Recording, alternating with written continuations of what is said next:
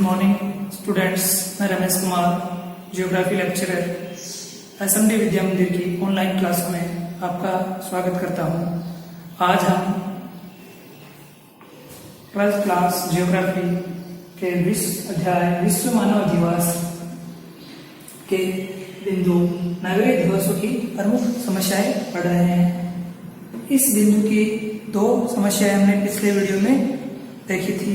अब हम नगरीय दिवसों की जो शेष बची हुई समस्याएं हैं आज के वीडियो में उन पर चर्चा करेंगे। तीसरी प्रमुख समस्या है नगरीय दिवसों की पर्यावरण प्रदूषण। नगरीय क्षेत्रों में बढ़ते नगरीकरण के कारण नगरों में अनेक प्रकार के पर्यावरण प्रदूषण की समस्याएं बढ़ रही है, क्योंकि नगरों में निरंतर जनसंख्या बढ़ रही है। निरंतर जनसंख्या बढ़ने से उस बढ़ी हुई जनसंख्या की आवश्यकताएं भी बढ़ रही है और उन आवश्यकताओं की पूर्ति के लिए नगरों में संचालित उद्योग धंधों में कार्य भी बढ़ रहा है और इस कारण नगरों में जो उद्योग धंधे हैं उन उद्योग धंधों की चिमनियों से जो निरंतर काला और जहरीला धुआं निकल रहा है, उसके साथ नगरों में इस बढ़ी हुई जनसंख्या को एक स्थान से दूसरे स्थान से आने और जाने के लिए परिवहन के लिए जिन वाहनों की आवश्यकता होती है, उन वाहनों से निकलने वाले जहरीले धुएं के कारण नगरों का जो वायुमंडल है, नगरों का जो वातावरण है या हमारा जो संपूर्ण वायुमंडल है वो प्रदूषित हो रहा है। उसी के साथ साथ नगरों का जो आसपास का वातावरण है वह उस प्रदूषण से ज्यादा प्रभावित हो रहा है। तो इस नगरों के आसपास के वातावरण में इस बढ़े हुए प्रदूषण के कारण नगरों में वहां के निवासियों को कई प्रकार के रोगों का सामना करना पड़ता है, जिनमें लोगों को इस प्रदूषण के कारण हृदय रोग है, नाड़ी तंत्र, उसका स्नायु सिस्टम है, या उनमें मानसिक स्वास्थ्य डगमगाना है, या उनमें त्वचा से संबंधित कई प्रकार के रोगों में बढ़ोतरी हो रही है। जैसे मानसिक स्वास्थ्य में बढ़े हुए ध्वनि प्रदूषण के कारण लोगों में चिड़चिड़ापन है जैसी समस्याएं सामने आ रही है। लोगों के त्वचा संबंधी रोगों में है, उनकी त्वचा है जलने जैसी, फफोले पड़ने जैसी समस्याएं सामने आ रही है। तो ये तो हुई पर्यावरण प्रदूषण की समस्याएं बढ़ रही है नगरों में। चौथी प्रमुख समस्या है नगरों में उपभोक्ता वस्तुओं के मूल्य में वृद्धि। हम सभी जानते हैं कि जिस तरह से ग्रामीण क्षेत्रों में जो रोजमर्रा की आवश्यक वस्तुएं हैं, फल, सब्जी, घी, दूध, वह गांवों में ही आसानी से उत्पादित और वितरित किया जाता है। लेकिन शहरों में जगह की कमी के कारण यह जो उपभोक्ता वस्तुएं हैं, जैसे दूध, दही, घी, सब्जी, फल सब्जी,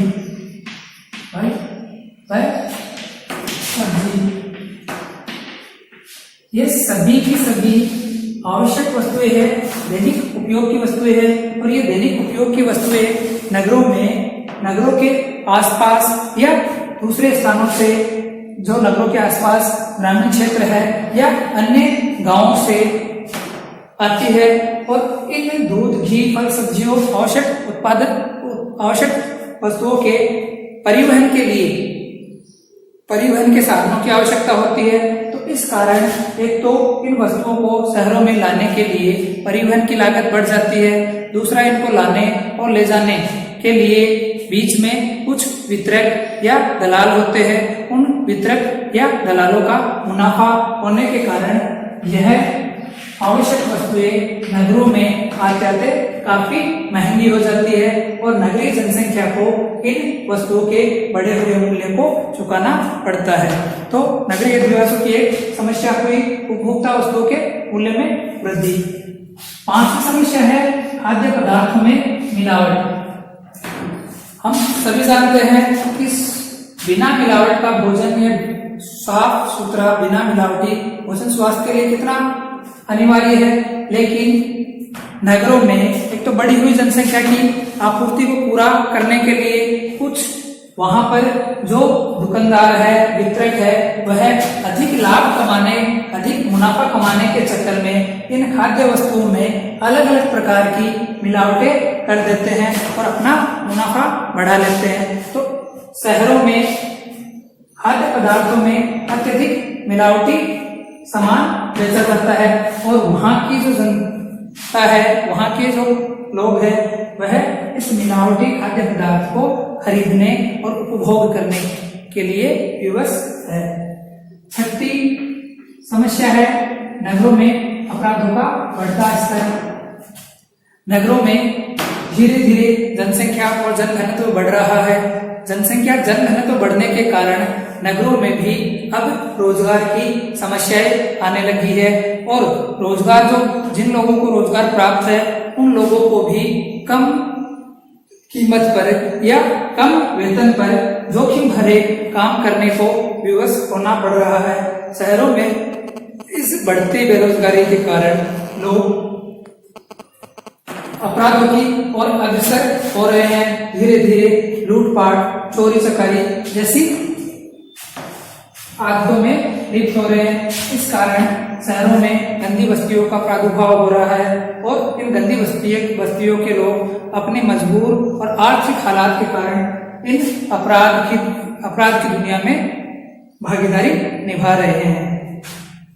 सातवीं प्रमुख समस्या है तीव्र आर्थिक व सामाजिक विषमता। हम आसानी से देख सकते हैं यह वाली समस्याएं नगरों में सबसे ज्यादा महसूस होती है। एक तरफ लोगों के पास बहुमंजिला इमारतें हैं जिनमें उनको जीवन जीने के सभी सुख सुविधाएं उपलब्ध है। वह वातानुकूलित भवनों में अपना जीवन ऐशो आराम के साथ बिता रहे हैं। दूसरी तरफ उन्हीं नगरों में जो अन्य आबादी है, जो गरीब जनता है, वह झुग्गी झोपड़ियों में स्वच्छ पेयजल, प्रकाश और स्वच्छ वायु के अभाव में अपना जीवन बिता रहे हैं। एक तरफ बहुमंजिला इमारतें हैं तो दूसरी तरफ झुग्गी झोपड़ियां है। तो शहरों में यह तीव्र आर्थिक और सामाजिक विषमता आसानी से देखने को मिल जाती है। आठवीं और सबसे अहम, स्वास्थ्य एवं चिकित्सा सुविधाओं की कमी। स्वास्थ्य एवं चिकित्सा सुविधाओं की कमी। अब आप लोगों के सामने या आप लोगों के जहन में यह प्रश्न उठ रहा होगा कि नगरों में तो स्वास्थ्य सुविधाएं काफी अधिक होती है, वहां पर चिकित्सा सुविधाओं की कोई कमी नहीं होनी चाहिए, फिर नगरों में या नगरीय अधिवासों में यह स्वास्थ्य एवं चिकित्सा सुविधाओं की कमी कैसे? इसको हम इस प्रकार समझ सकते हैं कि नगरों में जो स्वास्थ्य और चिकित्सा सुविधाओं की कमी है वह नगरों में जो सार्वजनिक अस्पताल या सार्वजनिक चिकित्सा के जो संसाधन है वह नगरों में जो जनसंख्या है उस जनसंख्या के अनुपात में कम है, क्योंकि नगरों की जनसंख्या निरंतर बढ़ रही है। इस बात को हम ऐसे समझ सकते हैं, एक नगर है ये नगर ए और एक नगर है ये नगर बी। दोनों का क्षेत्रफल समान है, दोनों की प्रारंभिक जनसंख्या समान है। दोनों में प्रारंभिक जनसंख्या मान लेते हैं 1 लाख है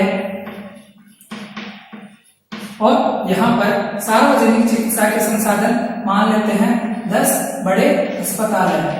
10 बड़े अस्पताल है दोनों में ही और प्रारंभिक जनसंख्या 1 लाख है। अब इस जनसंख्या के लिए नगर ए और नगर बी दोनों में ही सार्वजनिक जो सरकारी अस्पताल या चिकित्सा सुविधा है वह काफी अच्छी है। यहाँ पर चिकित्सा सुविधाओं की कमी नहीं है। इसी के साथ अब नगर ए में धीरे धीरे गांवों से जनसंख्या आती है और इस स्थान की जनसंख्या जो है वह 1 लाख से 10 लाख हो जाती है। लेकिन सार्वजनिक क्षेत्र यह जनसंख्या तो 1 लाख से 10 लाख हो गई, लेकिन सार्वजनिक क्षेत्र की जो चिकित्सा सुविधा थी वह आज भी 10 अस्पताल है। तो अब सोचिए इन 10 चिकित्सा सार्वजनिक क्षेत्र के 10 अस्पताल है, इसमें इस बढ़ी हुई जनसंख्या का इलाज कैसे संभव है? हाँ, यहाँ पर निजी क्षेत्र में काफी अच्छी चिकित्सा और स्वास्थ्य सुविधाएं उपलब्ध है। निजी क्षेत्र में इन शहरों में, नगरों में चिकित्सा और स्वास्थ्य की सुविधाएं अच्छी खासी है, किंतु निजी स्वास्थ्य और चिकित्सा सुविधा आम आदमी के पहुंच से बाहर है, जो तीव्र आर्थिक और सामाजिक विषमता को भी दर्शाते हैं। जो अमीर लोग हैं, पैसे वाले लोग हैं, वह तो इन निजी चिकित्सालयों में अपना इलाज करवा लेंगे, लेकिन जो झुग्गी झोपड़ियों में रहने वाली जनसंख्या है या कच्ची बस्तियों में रहने वाली जो जनसंख्या है, जो रोज खुले आसमान में संघर्ष करते हैं, वह इन निजी स्वास्थ्य सुविधाओं का उपयोग नहीं कर पाएंगे। और इस आधार पर हम कह सकते हैं कि नगरों में भी स्वास्थ्य एवं चिकित्सा सुविधाओं की कमी होने लगी है। धन्यवाद। आज के इस वीडियो में बस इतना ही।